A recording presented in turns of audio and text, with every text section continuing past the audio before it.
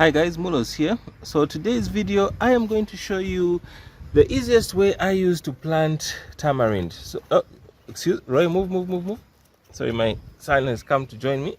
Move, Roy. Go aside. Alright. Alright, so this is the easiest way I know to plant tamarind, and I hope to plant a couple of thousand of these and give them away. Sorry, it's in the middle of our wet season. There are a lot of flies, so ignore that, please. Anyways, so these are a couple of hundred tamarinds. This one here is about 2, 4, maybe 6 or 8 in here. And the method I use is very simple. I just leave the tamarind soaking in these containers for about a week or so. It enables me to remove the pulpy fruity things and even these fibers. It becomes very easy to move these seeds.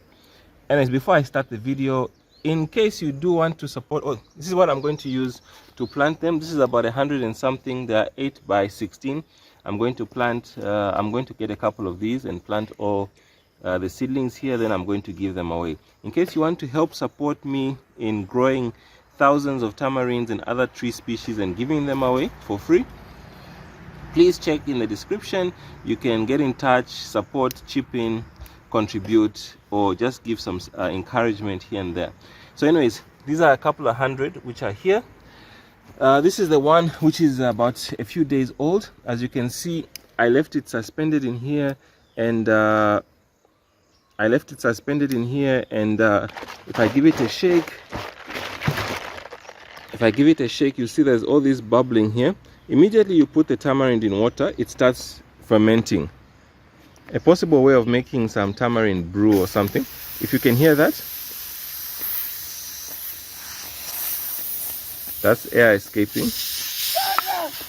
Okay, sometimes it even pops. So when you leave them in here, let me just pour a few out so that you can see what I'm doing. All right, so once you leave them soaking in there, it becomes very easy to just squeeze out the seeds. Just even a light squeeze and they come out. You can be able to see which seeds are bad, which seeds are okay, and this can be thrown away. It's very easy. Like it just takes a few seconds to squeeze out a couple of dozen or even hundreds. It will just take me maybe 30 minutes to remove all these. I'm going to remove all of these just now after I finish the video, then I'll show you how that is done. So here in under a minute,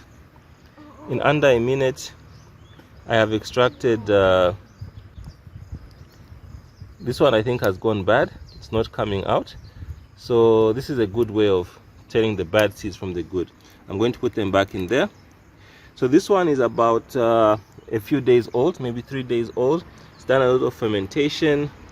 You could make tamarind brew or tamarind, you can extract the tamarind pulp and nutrients this method, or you can use it to just extract the seeds, make some tamarind moonshine or brew beer, wine or something. We'll try that one out later, but right now I'm just interested in the seeds. Then here, this one is a couple of weeks old. It still ferments, by the way. I cleaned them out and all. If I pour out a few. So what happens when the tamarind seeds are soaked for a while, they start to sprout or germinate. The outer skin peels off, and then soon the seeds, the roots and stuff are going to start popping out here. So these ones I need to transplant urgently, maybe tomorrow. I'm going to plant them in that with some growing medium. Anyway, so this off topic, this is I really hate this tree. Okay, it gives really good shade. Here it is. It's got a really big thingy and gives really great shade. But the problem is that it produces these really smelly, terrible fruits. They're inedible. They're just a waste of space. Anyways, so my method, I just drop the tamarind in the water, and I'm going to leave them soaking overnight. These are a lot, a couple of hundred. I'm just plonking them in there.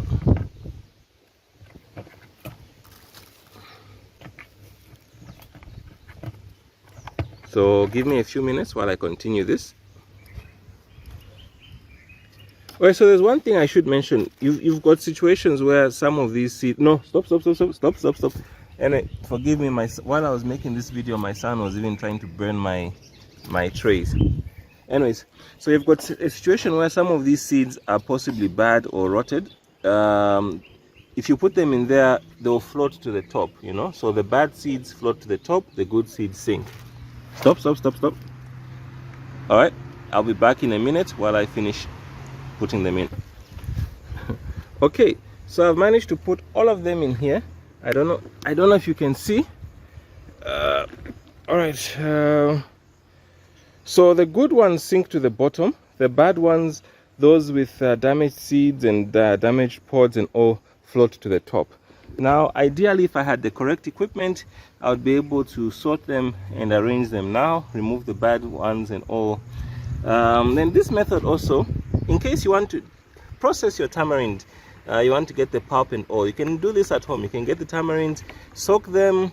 If you're a non-drinker like me, you soak them ideally not overnight, but just for a short bit.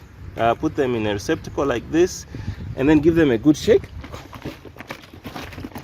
Okay, you need to give them a really good shake. So once you've given them a good shake and allowed them to soak possibly for a few hours or overnight, it means that the pulp will be easily separatable. It's going to be very easy to separate. But if you leave them for longer than that, then they're going to start fermenting, and you always hear that gas escaping because it produces should be carbon dioxide and all as it's breaking down and making alcohol. I'm not making this for alcohol, I'm just making it for the seeds. But in case of value added or value addition, possibly extracting the tamarind pulp and making tamarind sauce or tamarind paste or something like that could be. All right, so I've finished putting all of them in here. As you can see, there's quite a bit, and it starts reacting almost immediately. Fermentation, I think, begins practically instantly. This is a very rich pulpy fruit. You soak it in water, it immediately starts the whole process. It makes it easier to extract the pulp, extract the seeds, remove the fibers, and this is, I think, good waste in case you do want to do some composting and all. Let me just give it a shake. So you see, once you put it in water and you start giving it a shake, a lot of things come to life, and by tomorrow I should be able to extract the pulp in case I was really serious. So I have thought about some simple ways of doing this. You could have some simple machine, just turn it up, and basically to turn these things around, and you'll be able to extract the pulp. Possibly run this through a sieve, extract the fluids, remove the fibers and all. Tomorrow I hope to plant these ones. There are maybe 100 or so, maybe 50 to 100 here.